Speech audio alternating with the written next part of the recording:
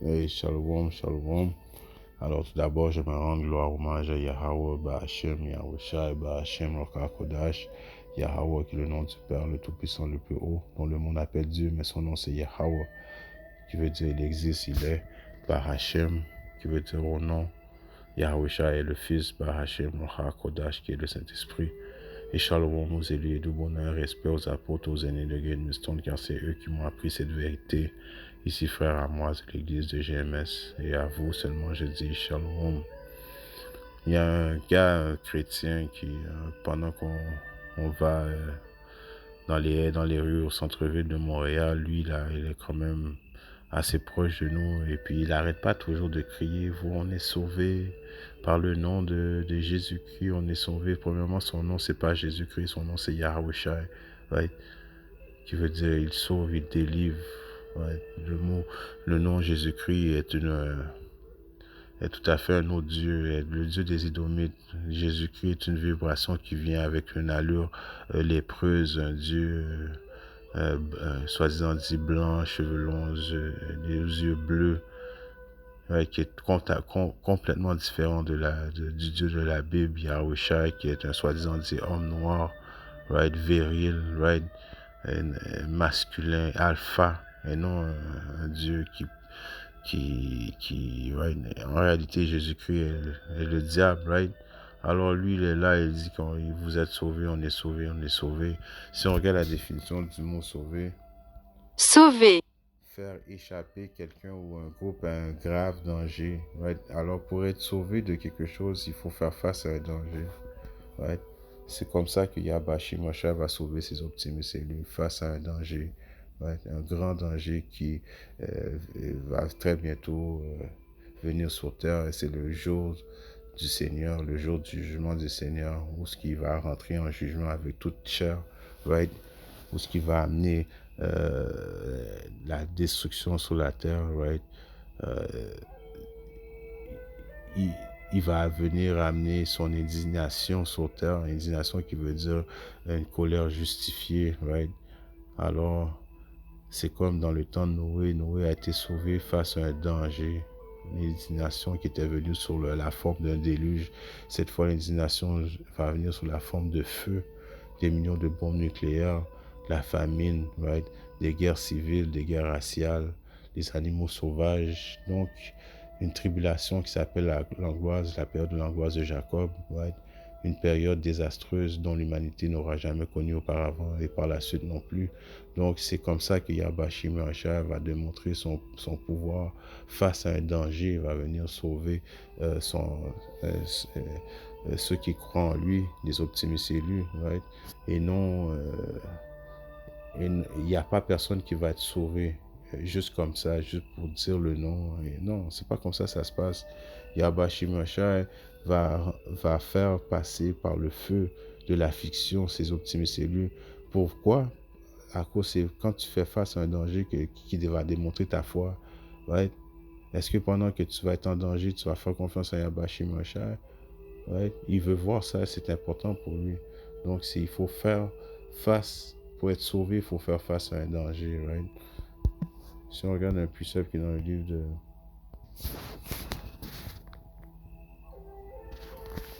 Jérémie, right? Juste pour faire mon point, 8 et 20, il est écrit: la moisson est passée, l'été est fini et nous ne sommes pas sauvés. Alors, on ne sommes pas encore sauvés là, présentement, right?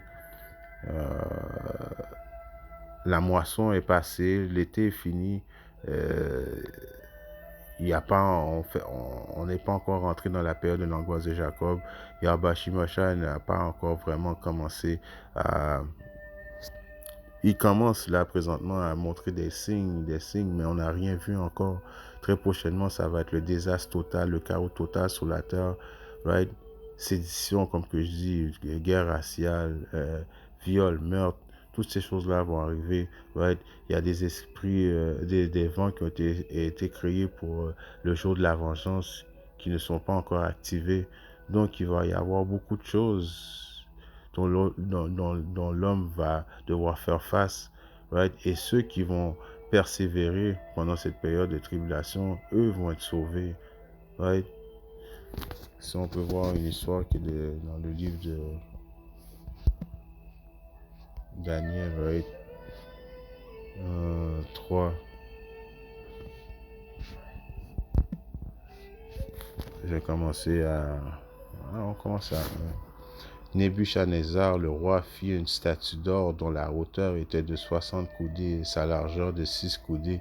Il l'adressa dans la plaine du Dura, dans la province de Babylone. Et Nebuchadnezzar, le roi, envoya pour assembler les princes, les gouverneurs, les capitaines, les juges, les trésoriers, les conseillers, les prévôts et tous les dirigeants des provinces pour qu'ils viennent à la dédicace de la statue que le roi Nebuchadnezzar avait dressée.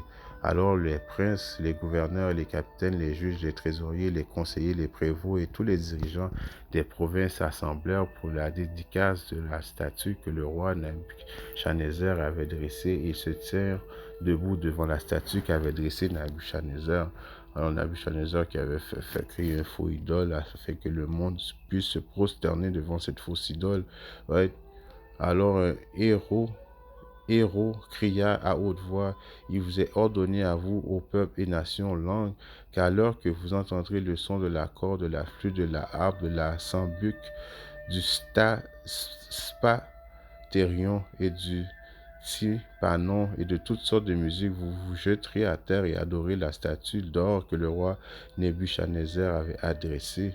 Et quiconque ne se jettera pas à terre et n'adorera pas sera à cette même heure jeté dans la fournaise de feu ardente.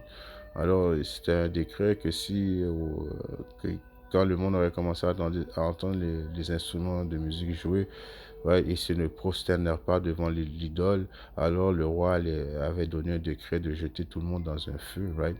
C'est pourquoi au même instant, aussitôt que tous les peuples entendirent le son du corps, de la flûte, de la harpe, de la sambuc, du spalterion et de toutes sortes de musiques, tous les peuples, nations et langues se jetèrent à terre et adorèrent la statue d'or que le roi Nabuchodonosor avait dressée.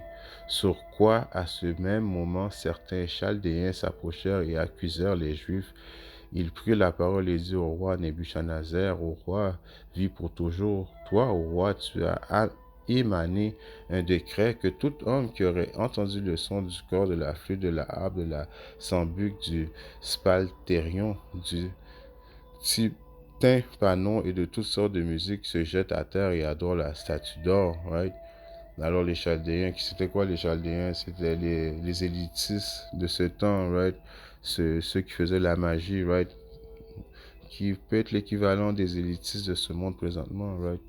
Qui contrôlent et qui font la magie encore. Il n'y a rien de changé en dessous du soleil. Et que quiconque ne se jettera pas à terre et n'adorerait pas serait jeté au milieu d'une fournaise de feu. Il y a certains juifs que tu as établis sur les affaires de la province de Babylone, Shadrach, Meshach et Abednego.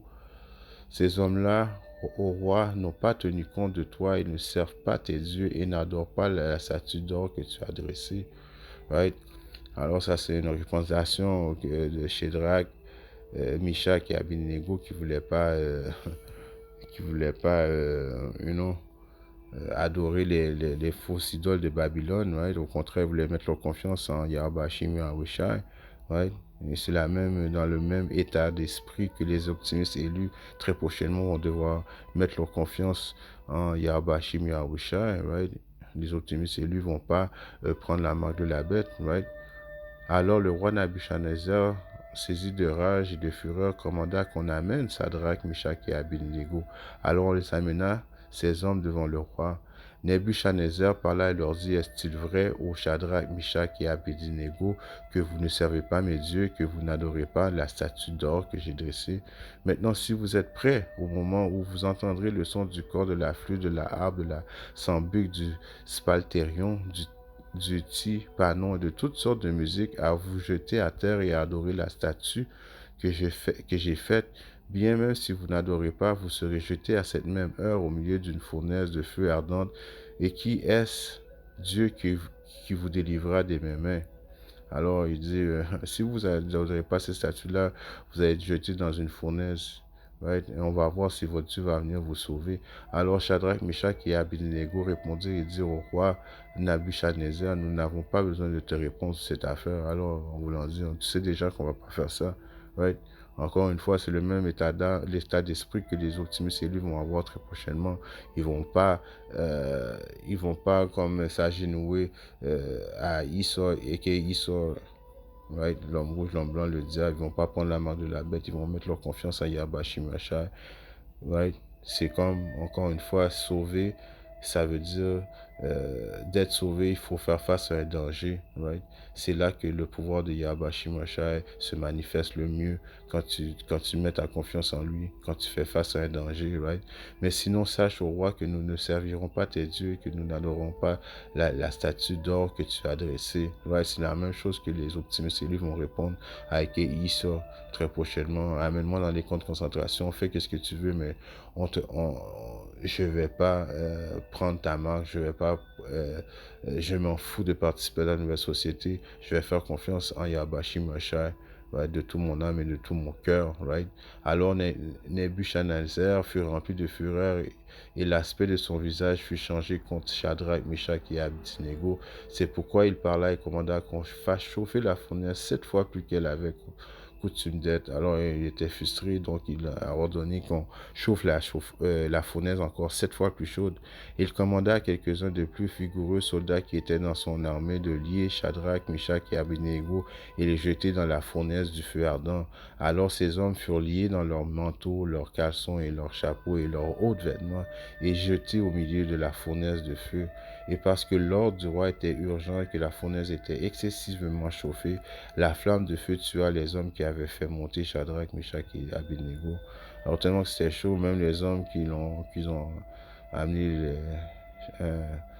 qui ont amené Shadrach, Meshach et Abednego furent tués, tellement que c'est chaud. Et ces 3 hommes, Shadrach, Meshach et Abednego, tombèrent liés au milieu de la fournaise de feu et ardent. Alors leur confiance, leur foi en Yahweh Shimashai a fait en sorte qu'ils se sont fait jeter dans la fournaise. Malgré ça, ils n'ont pas adoré la statue d'or. Ils ont préféré, dans leur tête, ils ont mis leur confiance en Yahweh Shimashai. Alors le roi Nabuchodonosor fut tout stupéfié et il se leva en hâte et il dit à ses conseillers, n'avons-nous pas jeté au milieu du feu 3 hommes liés? Et ils répondirent et dirent au roi, il est vrai, au roi. Et il répondit, voici, je vois 4 hommes, 4, pas 3. Ils étaient supposés être 3, mais il a vu 4 hommes marcher au milieu du feu et ils n'ont aucun mal. Et l'aspect du 4e est comme le Fils de Dieu. Alors Yahusha était avec eux, en train de les protéger, right? Quand ils étaient jetés dans une fournaise, right? Donc il faut passer par l'adversité, par l'obstacle, par la tribulation, faire confiance en Yahweh Shimashai. C'est comme ça qu'il démontre plus son pouvoir, right? Alors Yahusha était avec eux dans le feu en train de les protéger. Alors Nabuchodonosor s'approcha de l'entrée de la fournaise de feu ardent et parla et dit, Shadrach, Meshach et Abednego, vous serviteurs du Dieu très haut, sortez et venez ici. Alors Shadrach, Meshach et Abednego sortirent du milieu du feu, et les princes et capitaines et les conseillers du roi étant assemblés virent ces hommes sur le corps duquel le feu n'avait eu aucun pouvoir, qu'aucun cheveu de leur tête n'était brûlé, que leur manteau n'avait pas changé et que l'odeur du feu n'avait pas passé sur eux. Alors vous voyez, Yahweh Shimashai non seulement les a protégés du feu, right, pendant qu'ils étaient dans le feu, tellement que aucun de leurs cheveux a été brûlé, right, aucun de leurs manteaux a été brûlé, même l'odeur du feu ne pouvait pas les atteindre. Right. Là, tout ça, c'est la foi en Yahweh Shimashai face au danger. Right? Quand que ce diable-là va arriver avec grâce, parce qu'il sait qu'il reste beaucoup de temps, il y en a parmi nous qui vont se faire amener, right, dans les camps de concentration. Il va nous menacer, il va nous battre. Right? Mais malgré ça, il faut faire confiance en Yahweh Shimashai, parce que c'est là qu'il va démontrer son pouvoir quand que tu fais face à l'adversité. Right? Comme qu'il a fait avec Shadrach, Meshach et Abednego. Right? Eux autres ont préféré aller dans le feu. Et pendant qu'ils étaient dans le feu, qui était avec eux? Yahusha. Right? Si on regarde un plus simple dans le livre de... Je vais lire de ma Bible.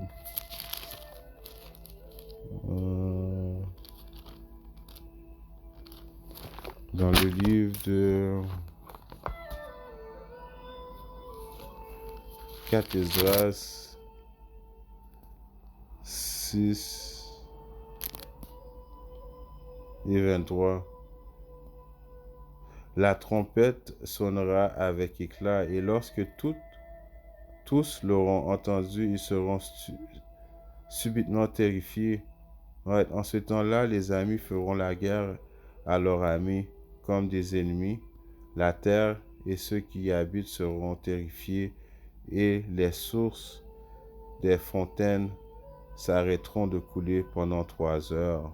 Vous avez vu le chaos qu'il va y avoir pendant la période que Yahweh Shimashai va sauver ses élus. C'est une période terrifiante. Le monde va se battre l'un l'autre. Right? Ça va être une période de dévastation. Right? Et c'est là, dans cette période-là, qu'il faut faire confiance à Yahweh Shimashai. Right? Si on regarde un plus dans le livre de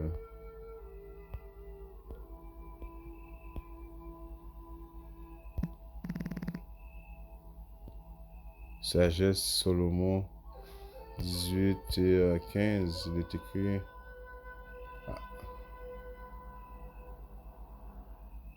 alors du haut du ciel, venant de ton trône royal, Seigneur, ta parole toute-puissante fondue au plein milieu de ce pays de détresse, comme un guerrier impitoyable, portant l'épée tranchante de ton décret inflexible, dans un pays de détresse qui va venir nous sauver, right?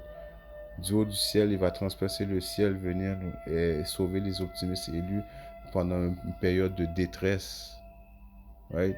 Et dans cette période de détresse, right, c'est là qu'il faut faire confiance à Yahweh Shimashai, right? Dans le livre de Ézéchiel,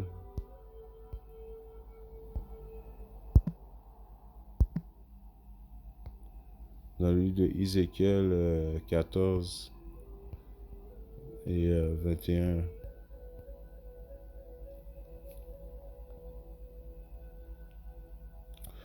Car ainsi dit le Seigneur Dieu, combien bien que j'aurais envoyé mes 4 jugements douloureux, il va y envoyer des 4 jugements douloureux contre Jérusalem, right, qui est les gens avant d'être une place, right, les Israélites. L'épée, la famine, les bêtes répugnantes et la pestilence pour en retrancher hommes et bêtes. Right? Alors, on va devoir faire face à la famine, les bêtes répugnantes et les pestilences, right, pour en retrancher les hommes et les bêtes. Alors, encore une fois, c'est juste pour prouver, c'est dans des périodes difficiles de tribulation qu'Yahweh Shimashai démontre sa puissance. Right? Il va démontrer sa puissance, il démontre sa puissance dans les périodes de tribulation. À cause, ça développe ta foi, ça démontre que tu fais confiance à Yahweh Shimashai, tu mets ta vie entre ses mains. Right? Et en faisant ça, c'est comme ça qu'il va venir te délivrer. Donc, personne n'est sauvé, pas avant que tu fasses faire face au danger, right? C'est inévitable. Dans le livre de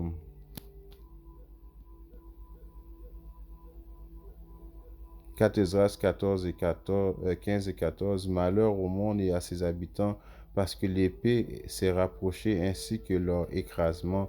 On se lèvera nation contre nation. Alors c'est pendant qu'il va se lever nation contre nation, guerre raciale, guerre civile, right? Troisième guerre mondiale. Ce sera en effet l'instabilité pour les hommes, rivalisant les uns avec les autres. Ils n'auront cure ni de leur roi, ni de leur premier, de leur notable. L'homme désirera se rendre en ville et ne pourra pas à cause de leur orgueil. En effet, les villes seront troublées, right? Les maisons seront détruites, les hommes affolés. L'homme ne prendra pas pitié de son prochain, allant jusqu'à faire le vide dans sa maison, car l'épée pour piller ses biens, parce qu'il aura faim et ce sera dans une grande détresse. Alors c'est dans une période de grande détresse, de tribulation, l'homme va se battre l'un l'autre, ils vont se voler l'un l'autre, l'amour de l'homme il y aura plus d'amour d'homme sur la terre dans cette période-là. Right? L'optimiste, lui, va devoir marcher dans la foi, mettre sa confiance en Yahweh Shimashai pendant toutes ces périodes-là. Right? Et en réalité, quand il va faire ça, c'est là que Yahweh Shimashai va démontrer sa loyauté envers ses élus. il va les délivrer dans une période de détresse, right? Alors vous voyez qu'il n'y a pas personne de sauvé, right? Pas avant de vivre toutes ces choses-là. Et il va falloir les vivre, right? Jérémie 31, la parole vient à Jérémie du Seigneur disant, ainsi par le Seigneur, le Dieu d'Israël, tu écriras toutes les paroles que je t'ai dites dans un livre, car voici les jours viennent, dit le Seigneur, où je ramènerai la captivité de mon peuple, Israël et Juda, dit le Seigneur, je les ferai retourner dans le pays que je les ai donné à leur père, ils le posséderont, Israël, right? Et ce sont ici les paroles que Dieu, le Seigneur a dit au sujet d'Israël et au sujet de Juda, car ainsi dit le Seigneur, nous avons entendu une voix d'angoisse et de frayeur, non pas de paix. Et formez-vous maintenant et voyez si un homme enfante. Right? Pourquoi vois-je tout homme ses mains sur les reins comme une femme en travail? Et pourquoi tous les visages sont-ils devenus pâles? Alors même les hommes, les variants guerriers de ce monde vont avoir peur. Right? Il va y avoir un bruit d'angoisse dans les rues, de terreur, right?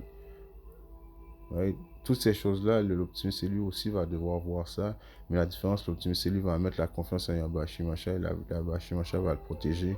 Mais quand même, c'est dans une période chaotique comme ça que Yahweh Shimashah va sauver ses élus et non, comme que les chrétiens disent, juste penser qu'on est sauvé, on va être sauvé, il va avoir comme un rapture qui disait tout. Non. Je continue, Jérémie 37. Hélas, car cette journée est grande, de sorte qu'il n'y en aura pas de semblable. Alors, la période de l'angoisse de Jacob, la période du jugement, c'est la pire période que l'homme va connaître. C'est même le temps de détresse. Alors, tout le monde va être en détresse quand Yahweh Shimashah va venir sauver ses optimistes élus. C'est même le temps de détresse pour Jacob, mais il en sera délivré. Alors, Jacob, les optimistes élus vont être délivrés malgré tout. Right? Malgré que toutes ces choses-là vont arriver, ils vont être sauvés. Yahweh Shimashah va les protéger. Right? Éventuellement, les 2 tiers vont mourir, mais ils vont revenir dans le royaume. Right? Car la réincarnation est une chose biblique. C'est pour ça qu'il est écrit et Jacob en sera délivré complètement. Alors, toutes les Jacob va délivrer. Mais pour être sauvé, il faut faire face à un danger. Il faut passer par le feu de l'affliction. Right? Et non juste comme les soi-disant chrétiens disent, que Yahweh Shimashah va sauver tout le monde et personne ne va souffrir. C'est une fausse doctrine. En espérant que cette leçon a été édifiante et si Yahweh Shimashah le veut, je viens être avec une autre leçon. Shalom.